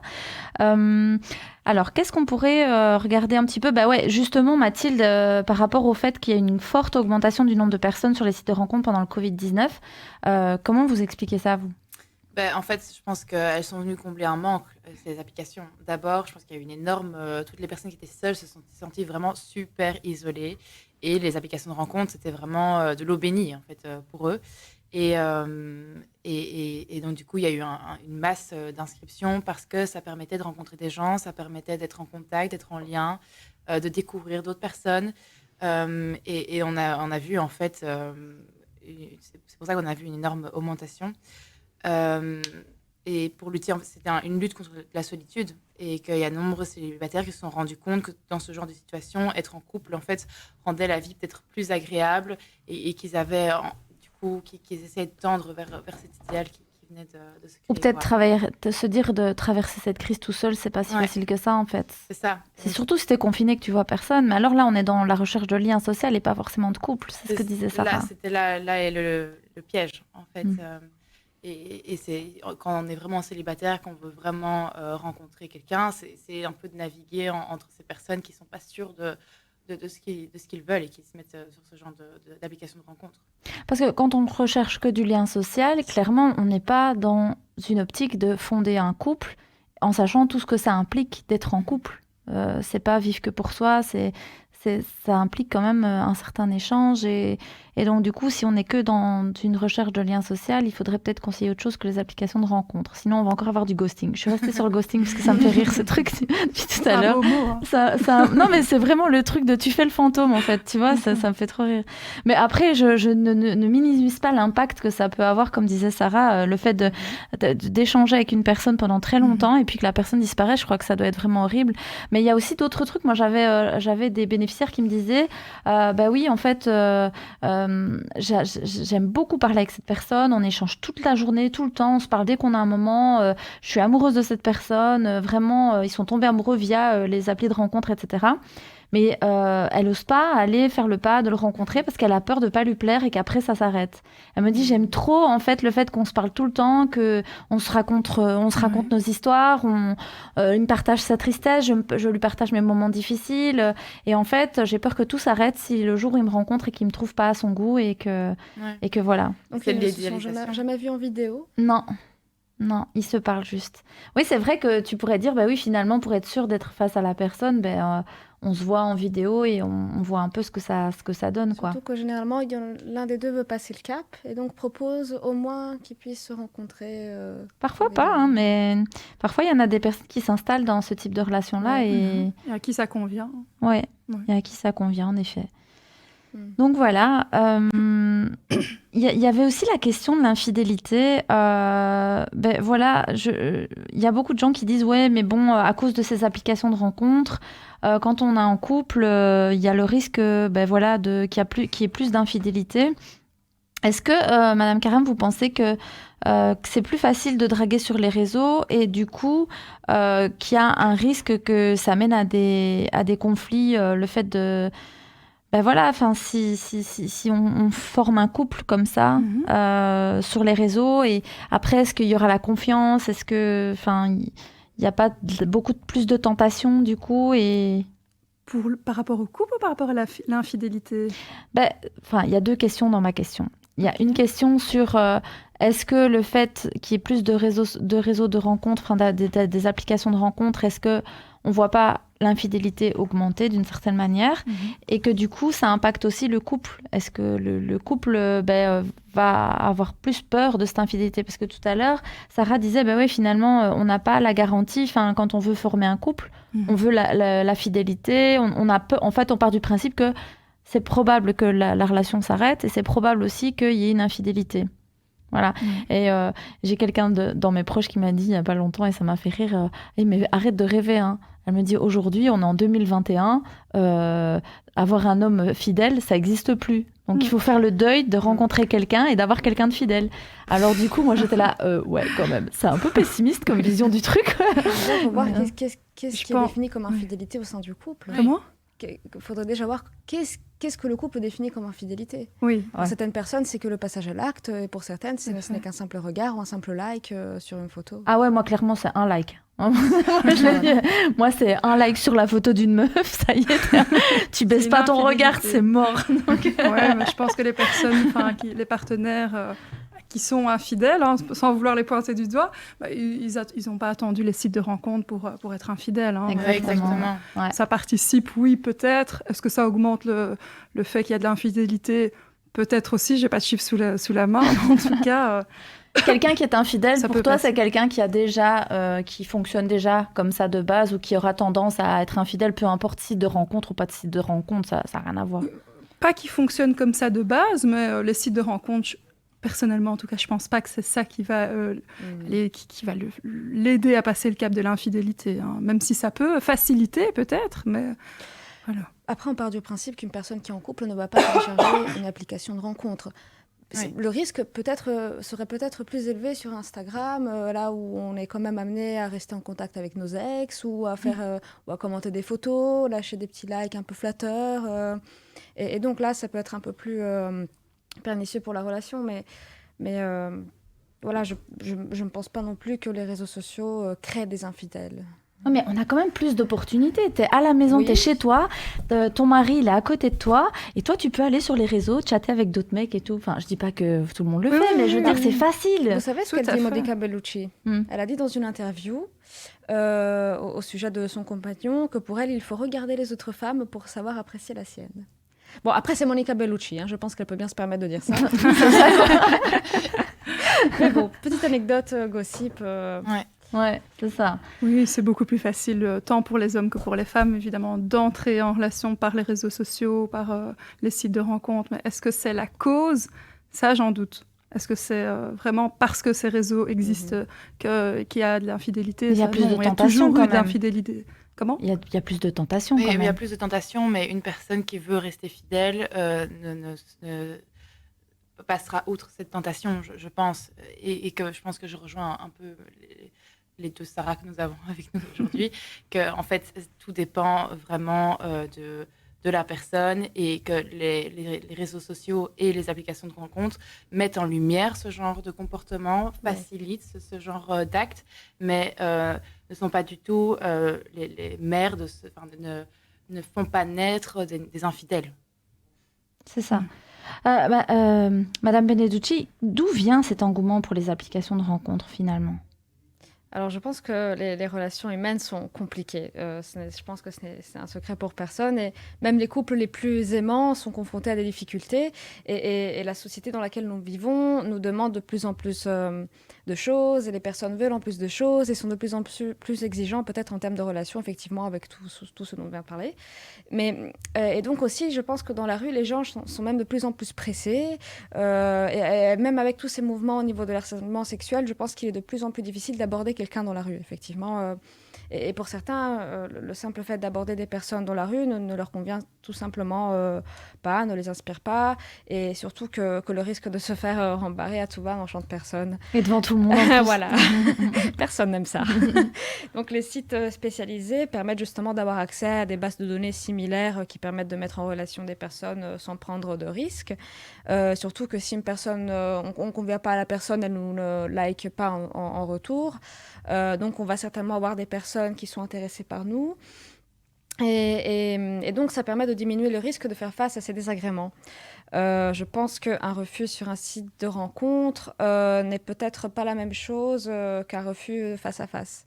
Et les gens s'inscrivent justement sur ces sites dans mise en relation amoureuse car ils savent que les autres personnes inscrites, comme j'ai dit, sont plus susceptibles de chercher la même chose en retour et donc de se retrouver un peu dans la même situation. Surtout que maintenant, on peut vraiment dire ce qu'on cherche, même sur Tinder, et je cherche une relation amicale, quelque chose d'un soir, une relation... Ah, on a vu ça avec les applis. C'était une autre application d'ailleurs, c'était Fruits.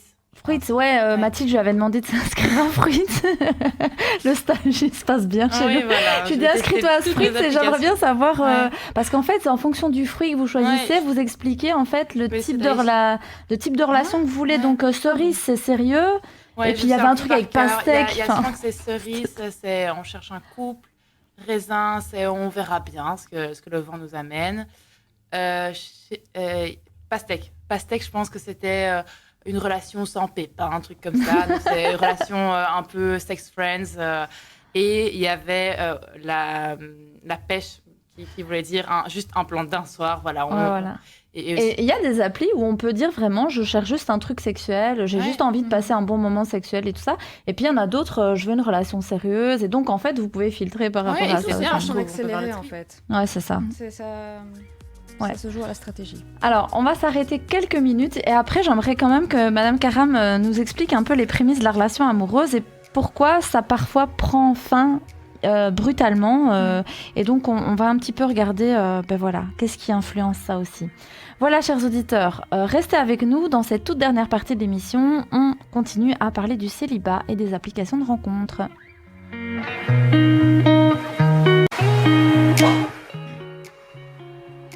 Voilà, nous sommes de retour, toute dernière partie de l'émission Santé pour tous. On parle du célibat et des applications de rencontres et des modes de rencontres alternatifs. Alors, je voulais poser une petite question à Sarah Karam juste avant la pause, parce qu'on a beaucoup parlé des applications, des points un peu positifs et négatifs, du célibat, de qu'est-ce qu'il en était de ce célibat. Ici, je voulais savoir, Madame Karam, vous êtes conseillère conjugale et familiale, et qu'est-ce qui se passe? Enfin, quelles sont les prémices des relations amoureuses et qu'est-ce qui se passe quand elles prennent fin brutalement et rapidement et que l'échec se répète? C'est-à-dire que voilà, à chaque fois qu'il y a une relation, ça se répète, il y a un échec. Ouais. Dans les tout débuts de la construction du couple, il y a une phase dans laquelle on est dans la séduction, dans l'idéalisation de l'autre. On aime l'autre, mais on aime surtout l'amour que l'autre nous porte. Et donc, le fait d'être aimé, ça va combler ici le narcissisme, donc la confiance en soi, donner ou redonner cette confiance en soi. Et c'est tout à fait normal de passer par cette période. C'est même une belle période pour le couple. C'est la phase qu'on appelle la phase lune de miel et qui peut durer plus ou moins longtemps. Alors, pour les personnes qui sont restées célibataires pendant un long moment, ils risquent d'avoir fortement perdu confiance en eux. Bon, attention, il y en a certains qui vont montrer l'extrême opposé, donc qui vont un peu avoir une démonstration exagérée de leur apparence, de leur matériel, etc. Et pour combler justement ce manque de confiance. En tout cas, dans cette fameuse phase de la lune de miel, ils vont avoir une demande qui est beaucoup trop importante vis-à-vis de l'autre, de combler ce fameux narcissisme, et ils vont lui demander de faire l'effet miroir. Donc, l'unique but de la personne, du partenaire, elle va être de montrer à l'autre qu'il mérite l'amour, qu'il est en mesure d'être aimé. Et son but, ça serait de le rassurer, en somme. Et ça ne va pas du tout laisser la place à l'autre dans le couple, parce qu'il va juste être sollicité pour tenir le miroir, si vous voulez. Donc, on ne va pas passer à la phase suivante du couple, et ici, le couple va prendre fin. Donc, on comprend bien que ce coller l'étiquette du célibataire ou d'avoir été désigné comme le célibataire du réseau amical ou familial, ça amène à long terme de la perte de confiance en soi et qui risque d'amener des réactions inconscientes qui vont bloquer la construction saine d'un potentiel nouveau couple. Et pour certains, à leur insu, pour que l'échec se répète, ils sont imprégnés en fait de cette conviction que le schéma d'échec il est incontournable, qu'on va de toute façon arriver à un échec, et c'est parfois très très inconscient. Et consciemment, je le remarque en thérapie, il y a certaines personnes qui veulent absolument sortir de ce schéma d'échec répété, mais leur inconscient va rester figé sur l'idée que l'autre va forcément le tromper, l'humilier, l'abandonner un jour, comme il a peut-être connu par un ex-conjoint ou par les parents aussi. Le lien aux parents a vraiment son importance dans le couple. Et puis, au final, c'est peut-être plus confortable de rester attaché à quelque chose que de lâcher prise. Donc, de rester attaché à la certitude qu'on va d'un échec programmé, plutôt que de lâcher prise et puis se laisser aller à l'incertitude, à l'inconnu d'une nouvelle relation, d'une nouvelle rencontre amoureuse. Est-ce que, moi, tu parlais justement du lien aux parents. Oui. Mathilde, moi, je me demandais, est-ce que le couple que nos parents ont formé vont alors influencer le couple que nous cherchons à former? Et si oui, est-ce que cette quête de reproduction n'entrave pas la mise en couple? Oui, effectivement. Les études montrent que les valeurs et les schémas relationnels nous sont transmis par nos premières sources d'amour, c'est-à-dire nos parents. Et en fait, il faut apprendre à s'en rendre compte et savoir s'en détacher si elles étaient toxiques. C'est pas parce qu'elles étaient vraies dans le système familial qu'on a connu en tant qu'enfant qu'elles seront en fait bonnes dans le modèle qu'on construit avec son ou sa partenaire. Il faut pouvoir le regarder et le remettre en perspective. Les relations entre mes parents, étaient-elles fonctionnelles ou dysfonctionnelles? Savoir, voilà, est-ce que j'ai envie de reproduire ce que j'ai vu quand j'étais petit? En plus de l'exemple de la relation entre nos parents, il y a aussi un très grand enjeu que se joue dans notre foyer. La première croyance avec laquelle on grandit tous, c'est que nos parents nous aiment.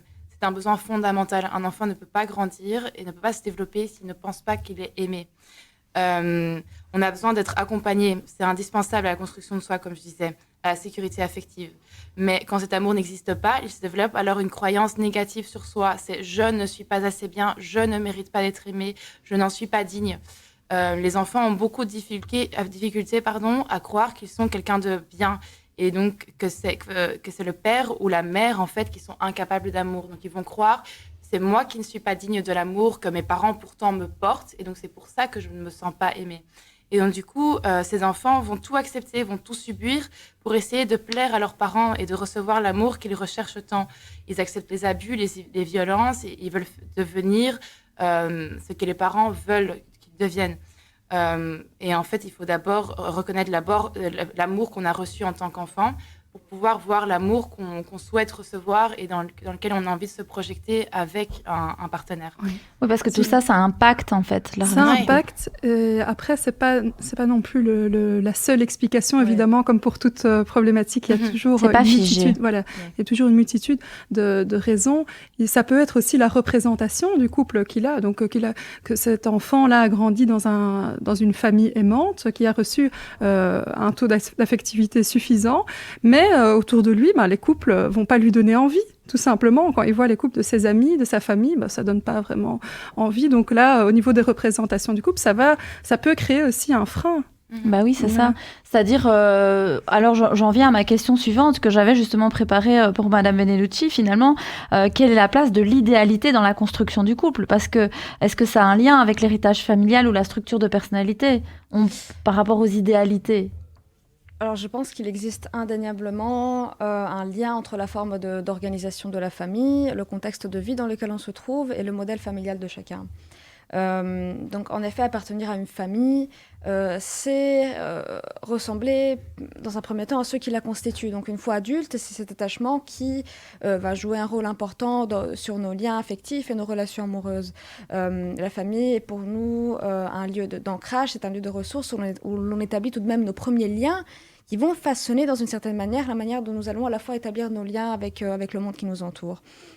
Et pour reprendre un concept de Moni El-Kaïm, qui est l'une des principales figures de la thérapie familiale, selon lui, notre construction du monde est faite de croyances et de valeurs qui nous ont été transmises par les générations précédentes. Ce sont nos schémas et croyances familiales. Donc, par exemple, dit de manière un peu simpliste, une construction du monde d'une personne abandonnée dans son enfance va être de partir du principe que tout le monde va l'abandonner. Et donc, une fois adulte, son programme officiel va être de se rapprocher de quelqu'un qui aura tendance à l'abandonner. Exactement. Donc, notre croyance peut parfois nous pousser à agir de telle sorte que ce que je crois profondément, donc d'être abandonné, va arriver. Et c'est un peu une forme d'auto-sabotage. Après, bien évidemment, il arrive aussi que notre construction du monde et notre programme officiel soient en accord et s'harmonisent. Mais je n'ai pas envie d'en faire une généralité. Quand bien même, il nous influence. Donc, lorsqu'il s'agit du couple, lorsqu'on considère vraiment au niveau de la dyade, les 2 membres du couple sont issus de leurs familles respectives, et donc c'est-à-dire une filiation plus ou moins complexe, plus ou moins heureuse, et avant d'être en couple, et peut-être même avant de devenir parents, ils ont été enfants. Donc il s'agit d'un couple de 2 enfants, 2 issus de 2 familles différentes, et c'est dans cette perspective transgénérationnelle que le nouveau couple va s'inscrire comme point de départ d'une nouvelle éventuelle filiation qui aura intégré les 2 histoires familiales des 2 conjoints. Et ainsi, si les 2 partenaires deviennent parents puis grands-parents, et les traces mythiques, enfin, ce que je veux dire, c'est que les traces mythiques des 2 romans familiaux d'origine vont participer, certes de façon égale, à la construction d'une histoire commune dans le couple. Et je trouve ça très intéressant. C'est ça.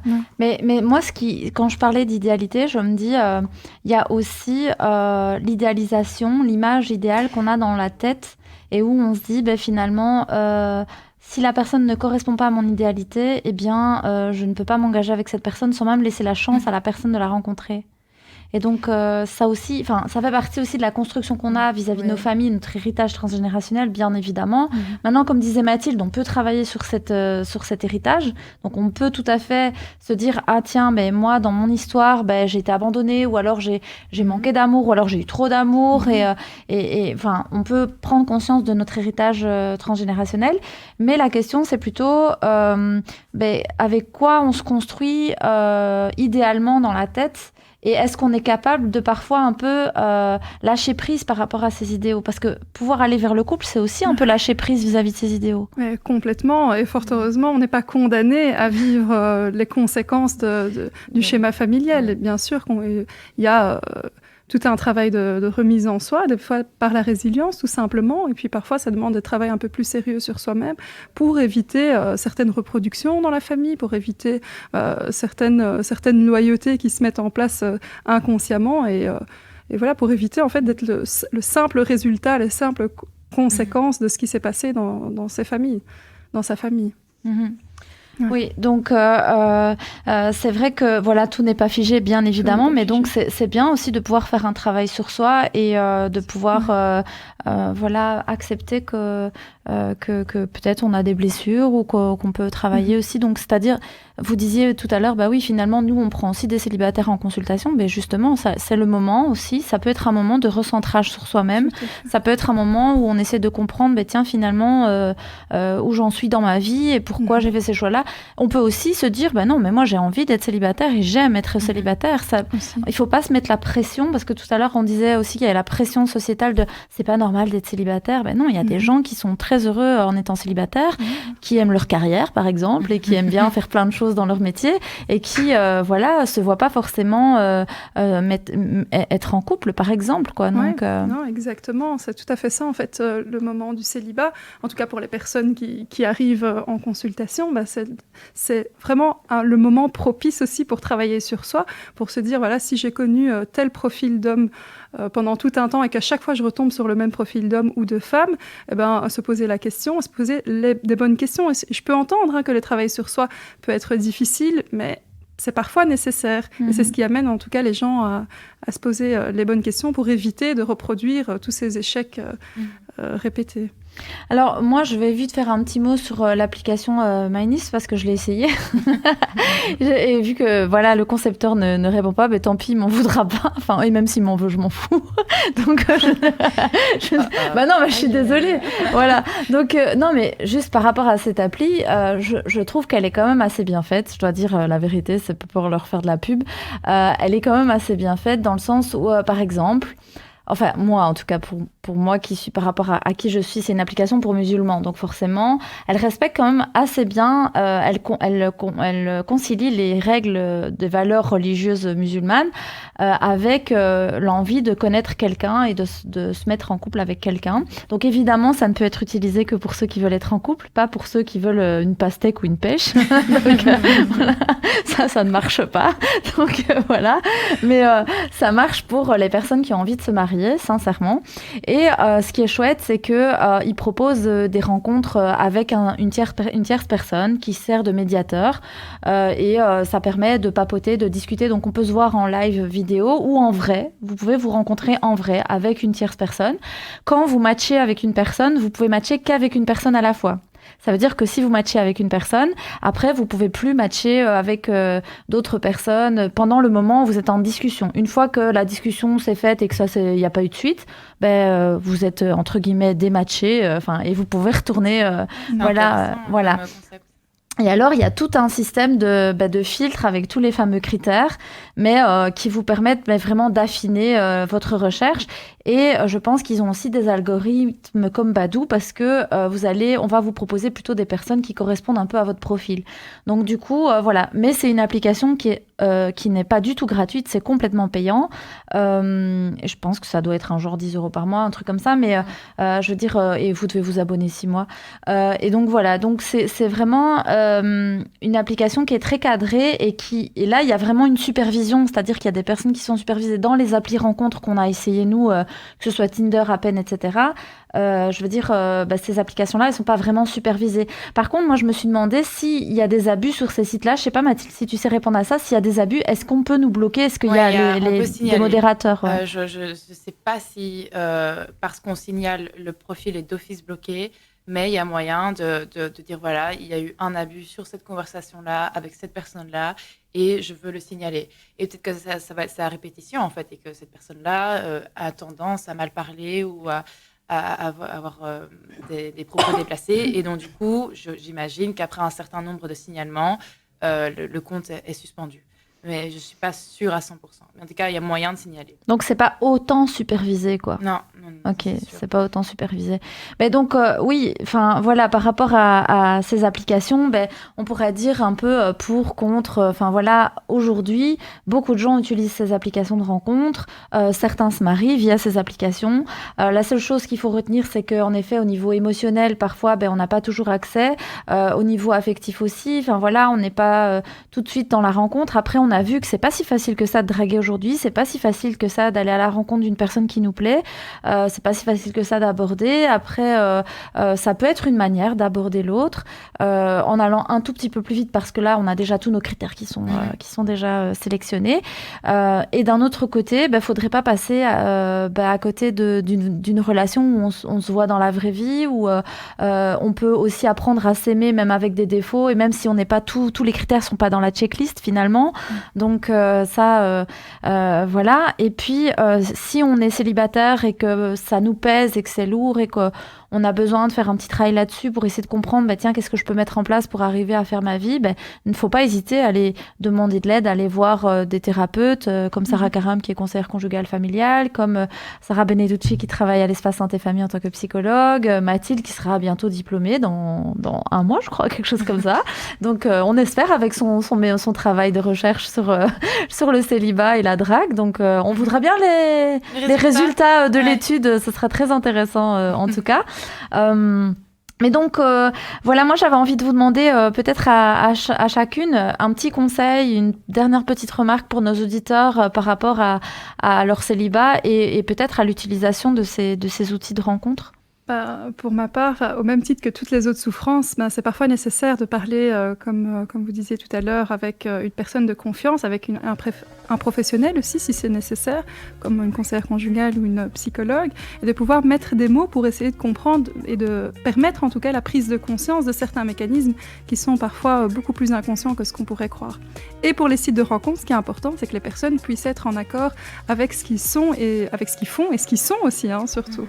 C'est ça. Donc attention, mais soyez vous-même. Exactement. Si tout le monde était soi-même, on aurait moins peur sur les sites de rencontres. Non, je plaisante. Mathilde, un petit conseil. Moi, je pense que par rapport aux sites de rencontres, il faut le prendre au sens littéral et se dire, en fait, c'est une espèce de rencontre. Et ne pas mettre de pression sur qui on va rencontrer, comment est-ce qu'on va se présenter aux autres personnes. Et se dire, voilà, ça peut être juste une personne avec qui je parle 5 minutes et ce sera super. Et finalement, je vais passer à quelqu'un d'autre et je vais voir un peu. Et je pense que, voilà, surtout en cette période où on est vraiment où la solitude c'est quand même un mot dont beaucoup de patients se plaignent. Je pense que c'est aussi intéressant de se dire, voilà, j'utilise cet outil qui est gratuit, qui est à ma disposition pour apprendre à connaître d'autres personnes. Et ça me fait du bien, quoi, finalement. Oui, voilà. Sarah ? Je dirais plutôt pour une question de prévention. Déjà de faire attention à ce que l'on partage, parce que des fois la solitude nous pousse à trop dévoiler de nous-mêmes, et ça peut être dangereux. Et aussi de ne pas tomber non plus trop dans la répétition, parce que je sais qu'il y a beaucoup de personnes qui des fois commencent à en faire un peu une fixation, et qui passent beaucoup trop de temps dessus, à scroller. Donc voilà, vraiment prendre ça avec des pincettes et en profiter du mieux qu'on peut, tout en continuant à cultiver ce qu'on a sur le côté de manière saine. Dans la vie réelle aussi, voilà. Ok, je vous remercie beaucoup. Merci donc à nos invités d'avoir participé à cette émission. Retrouvez-nous tous les samedis de 14 à 16h et je vous informe que pendant Ramadan, vous aurez aussi droit à nos émissions en semaine de 10h à 12h. Donc, je vous dis à samedi prochain et déjà pendant le mois de Ramadan à la semaine prochaine. Alors du coup, je vous souhaite un bon Ramadan et je vous dis à tous à très bientôt.